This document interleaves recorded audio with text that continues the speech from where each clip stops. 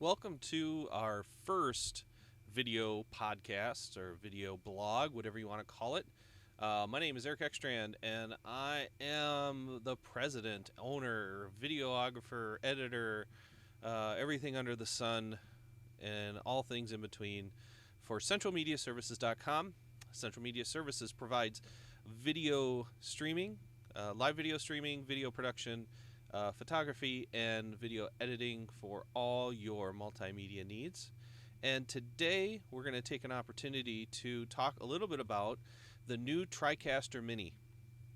The Tricaster Mini was released probably about a week or two ago, if not sooner.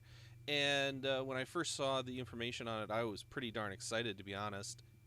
I was like, finally a solution that those of us without huge bank accounts, without huge investors, without a huge bankroll, that can turn around and start using the power of the Tricaster for our productions. And so they had all the hype. I watched a bunch of videos. I read the information on it, and thought, oh, this is going to be great. It's right up my alley. It's along the lines of what I do today. So perfect. And then I wanted to understand what the cost was, and so I did some searching, and I found someplace on NewTek's website where it said it was going to be about $1,000. I thought, this is great.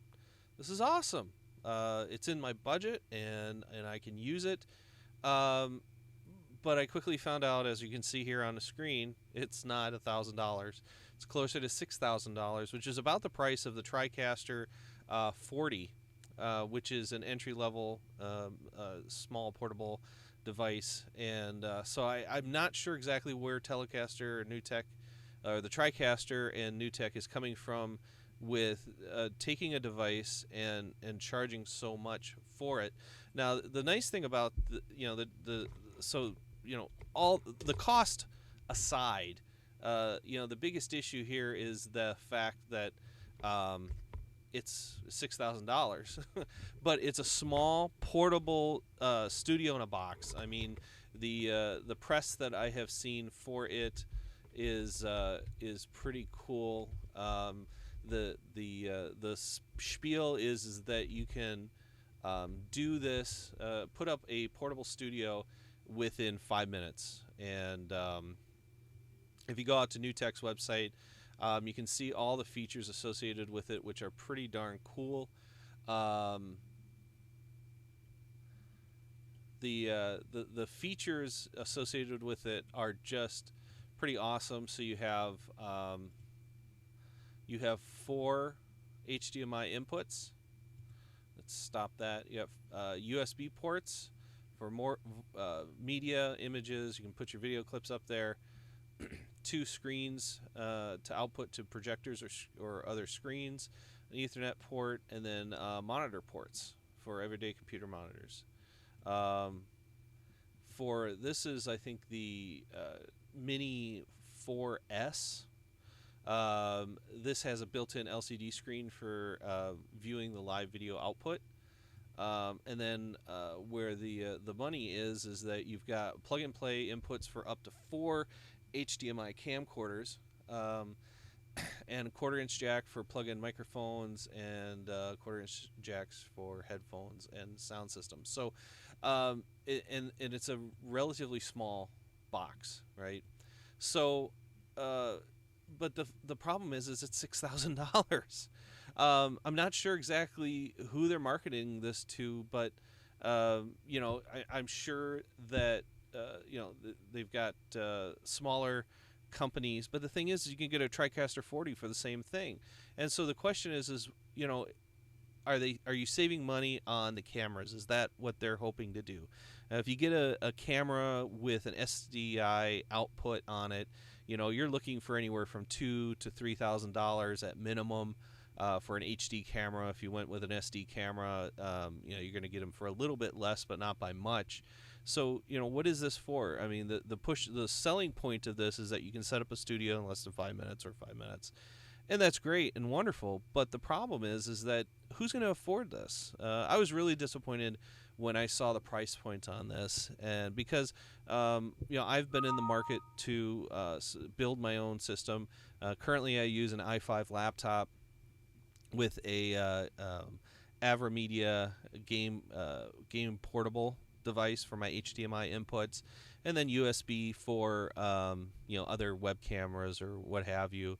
And I mean, it works really well, but I wanted something that was dedicated and powerful enough to handle 2, 3, or 4 camcorders HDMI inputs, and I thought this would be the best solution for it. But unfortunately, I don't think that's the case. So the situation that I was in is I thought, well, I've been looking at new systems, either an i5 or an i7.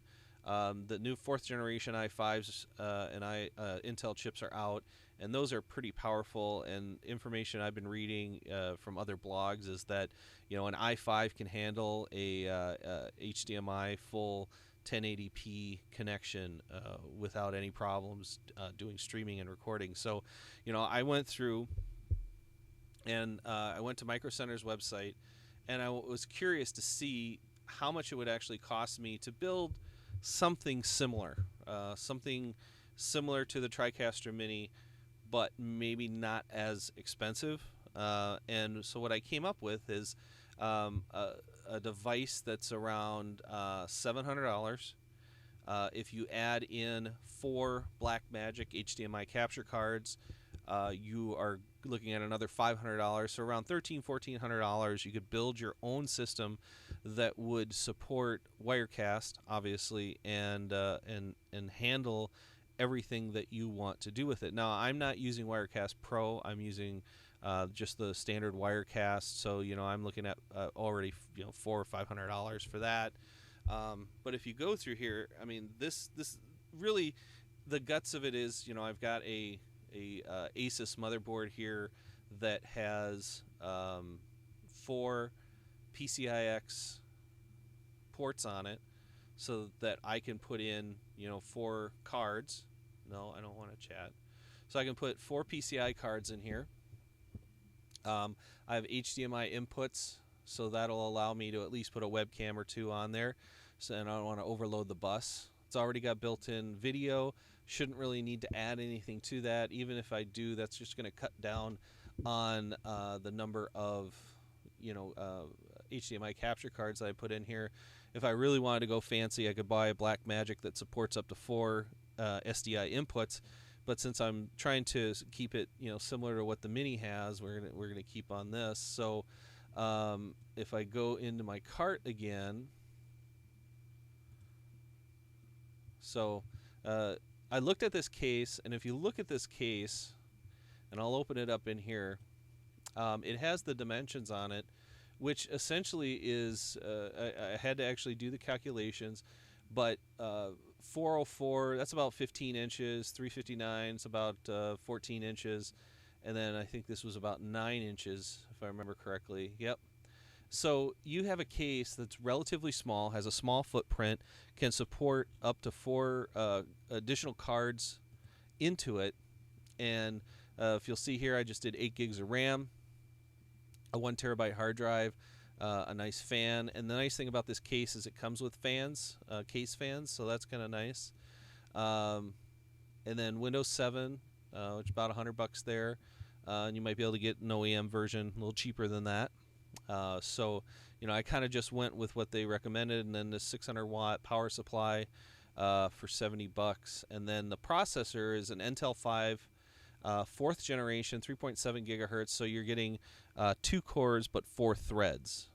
So it's pretty powerful, actually, and the new generation Intel processors are supposed to be pretty good. So so take that and about $500 for the cards. If you get 4 HDMI cards, you're looking at about $1,300, and then you add on top of that, if you don't already have a license for Wirecast, which I think most of us do. That's another $500 on top of that, unless you win it or get a deal on it somewhere, and then $1,000 on top of that. So you're looking at, if you had to purchase all the hardware and all the software, you're looking at about $2,000 to $2,500 to build your own system from scratch to do what the other system can do for $6,000, because that's the base cost. If you look at B&H, we're on B&H Photo, B&H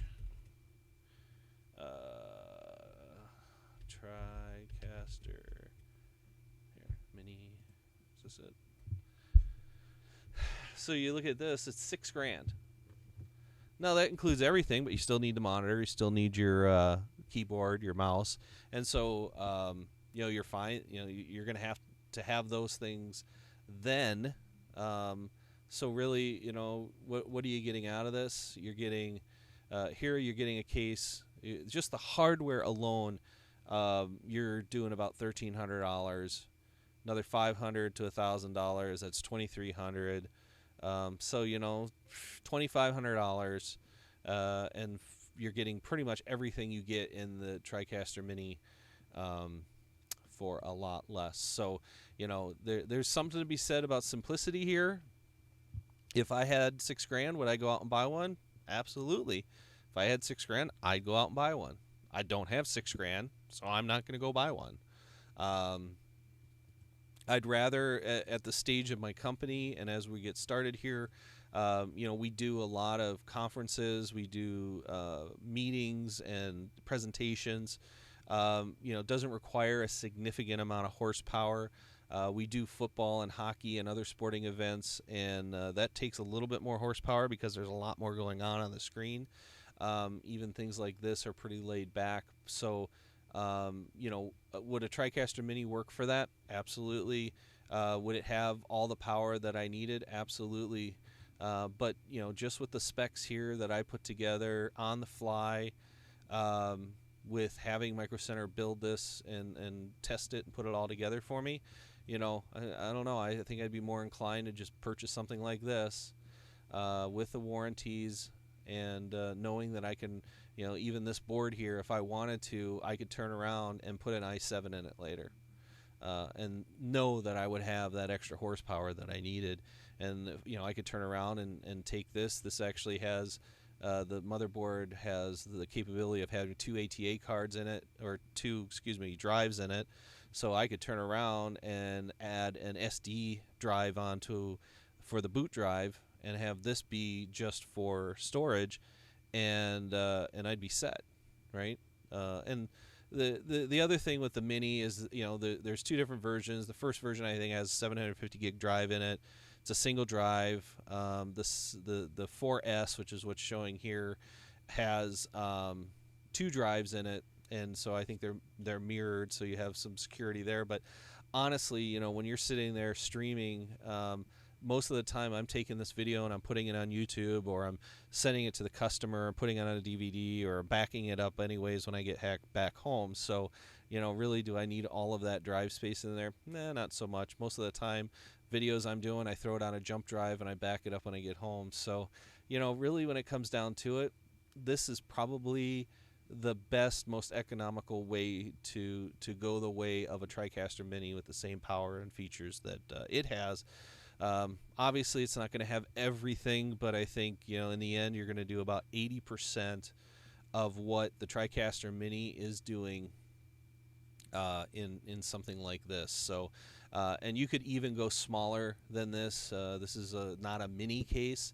If you went to a mini, you'd be giving up some PCI slots, so you'd be only going to two. I think it was 2 or 1. I think 2 is probably the smallest, where you got 2 PCI slots where you could put 2 cards into it. So you'd have 2 HDMI cards. You could end up doing a 3-camera setup, which for a lot of production would be pretty good. And you can get an HDMI cable that's 100 feet long. So, I mean, from that perspective, you're doing pretty good. So you got, the scenario that I've been thinking about, because I'm working on doing hockey, is you've got a hockey rink that's 200 feet long. I could have 2 camcorders on either end with my system in the middle, and have a center ice camera, 2 end ice cameras, goal cameras, or end ice cameras, and have be able to switch and manage multiple shots that way. So it works out pretty cool, I think, for that perspective. So if you're thinking about it from a production perspective, that would work out great. I just did a shoot for a local radio station, and having a 3-camera setup would have been a great situation in that time, because I had I would have done a center shot, and then I would have had a shot on the presenter, and then the person he was interviewing, and so you could have done a few things there. So always think about what you need for what you're trying to do, and I think that's the most important thing. So there is my opinion or thoughts on the Tricaster Mini. I will post the links to these things online and in the comments section. But yeah, so there you go. If you have any questions, feel free to contact me at centralmediaservices.com for all of your questions related to streaming. I've been doing this for a few years now. I've got a long background in IT, and so I'm hoping to share some of this knowledge with those of you who are getting started, or maybe sharing something that's helpful with folks that maybe haven't done this before or been doing it for a while, and might be able to give you some tips. So thank you so much for watching this, and please subscribe and like this. And if you have any comments or questions, visit our website at centralmediaservices.com. Again, the website is centralmediaservices.com. Thank you, and talk to you next week.